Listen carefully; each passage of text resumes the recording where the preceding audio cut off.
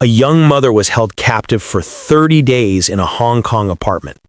She was beaten, burned, starved, and tortured until she died. Then her killers boiled her body to hide the evidence and stuffed her skull inside a giant Hello Kitty mermaid doll. This happened in 1999. It shocked all of Asia. And somehow, most of the West still doesn't know her name. Her name was Fan Man-yee. She wasn't famous, she wasn't protected. And that's part of why this crime went as far as it did. Tonight, you're going to hear what they did to her and why nobody stopped it. Because this case isn't just horrifying, it's a warning about what happens when a city decides someone is disposable. And what you're about to hear was so extreme, the court couldn't even charge it as murder. This is the Hello Kitty murder. And before we even get to the torture, you need to understand how one small mistake sealed her fate. If you believe every victim deserves to be remembered, stay with me until the end and say her name with me. Fan Man-yee was born in Hong Kong in 1976. Her childhood wasn't safe or stable. It was survival. Her parents abandoned her early, and she grew up bouncing through the cracks of the city. By her teens, she was on the streets, fighting addiction, drifting in and out of the shadows where nobody keeps records. But Fan wasn't just a headline waiting to happen. She tried to build something normal. She married. She had a baby boy. And to support him, she became a nightclub hostess. Nights spent smiling at strangers so her son could eat in the morning. Picture her walking out of that nightclub at 3 a.m., thinking she's going home to her son. Then one night, desperate for cash, she stole a wallet, a few $100s, the kind of mistake that normally gets you slapped, threatened, maybe robbed back. But this wallet belonged to the wrong man, a triad gangster. And in his world, a small debt doesn't get repaid with money. It gets repaid with suffering. The man Fan stole from was Chan Man-lok, 34 years old, tied to Hong Kong's triad underworld. He didn't care about the cash. He cared about the insult. So Chan decided Fan wouldn't just return what she took. She would pay for embarrassing him. In his circle, reputation was everything. A gangster who got stolen from and stayed quiet looked weak, and weakness invited more thieves. He recruited 2 accomplices, Liang Wei-lun, 21, Liang Xing-cho, only 14. 2 boys already chasing status, eager to impress the older man who controlled the room. Together, they contacted Fan and told her they'd settle the debt. Friendly voices, calm promises, a meeting that sounded almost normal. Maybe Fan thought it would be a beating. Maybe she thought she could talk her way out. Maybe she believed it would end in an hour, because in normal life, it would. But Chan wasn't planning a lesson. He was planning ownership forever. What happened next was worse than revenge, and the second she stepped into his apartment, she stopped being a person to them. Granville Road in Kowloon looked ordinary, the kind of cramped apartment block stacked on top of neon streets. Nothing about it screamed crime scene. But inside Chan Man-lok's flat, it turned into a cage. The moment she entered, they grabbed her, and for the next 30 days, she was tortured. Burned with melted plastic, struck with metal bars, starved, forced to eat waste. But this wasn't rage, it was a routine. Every night got worse, because they were seeing how far they could go. Left with open wounds that rotted while they laughed and mocked her screams, neighbors heard everything, but nobody called police.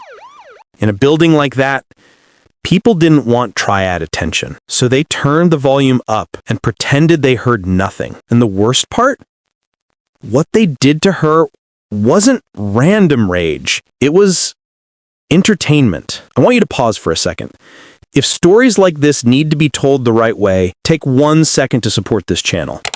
Like, subscribe, or share it with someone who won't ignore her story. Because attention is the only thing that keeps victims from vanishing twice. Days blurred into each other. Fan's body collapsed slowly. She couldn't stand, couldn't fight. Eventually, she could barely even lift her head.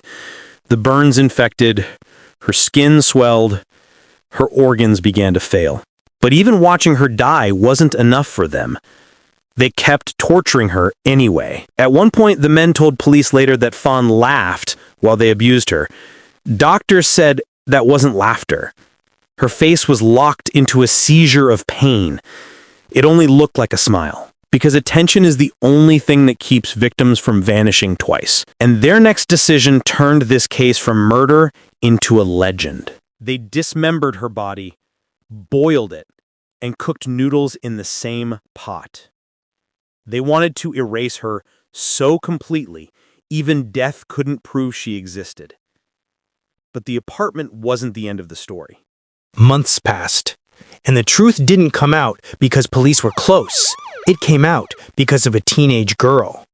A 14-year-old who had been dating one of the accomplices stayed in the apartment. She told authorities she was being haunted. She said a woman's ghost came to her nightly, faceless, screaming, begging. Not a whisper, not a shadow, a presence that felt furious, desperate, trapped. Police thought it was teen drama, a scared kid trying to get attention. But she kept insisting the ghost wasn't leaving, that it wanted something seen. Finally, officers went with her, expecting nothing more than a messy flat. Until they walked in. Inside the bedroom sat a huge Hello Kitty mermaid doll, bright pink, smiling, the kind of toy that should have felt harmless. And inside that doll was a human skull. Fan Man-yee's skull. Teeth scattered nearby. Her organs discarded. Her body gone. A child's toy had become her grave. The press exploded, calling it the Hello Kitty murder. Not for cuteness, but because it made the horror feel even more unreal. The trial started in late 2000. Hong Kong watched every detail. Here's what made the city explode. They weren't charged with murder. Not because they didn't kill her, but because the law couldn't prove how. Police never recovered a full body, only a skull. Without a body, prosecutors couldn't prove an exact cause or time of death. Defense lawyers leaned on that gap, insisting there was reasonable doubt even after weeks of horror. Outside the courthouse, crowds gathered with candles, newspapers demanded answers, radio hosts asked what kind of justice lets monsters hide behind missing bones.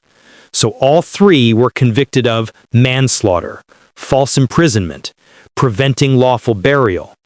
Life in prison with parole possible. They could still walk free. People were furious.